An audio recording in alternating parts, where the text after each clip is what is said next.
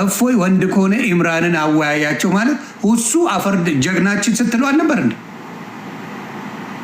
ሁሱ አፈርድሜ ገብቷል በሉ መጀመሪያ እመኗታ እመኗት። ሁሱን እፎይ አፈር ከድሜ ስላስገባብን ብላችሁ በቪዲዮ ስሩልኝ፣ እኔ አወራዋለሁ። እፎይ ሁሱን አፈር ከድሜ ስላበራህብን ስላልቻለ ከኢምራን ጋር ተወያይልን ብላችሁ ጠይቁ። በነገራችን ላይ ቫኬሽን ላይ ነው እፎይ፣ ቫኬሽን ላይ ልንገራችሁ ብዬ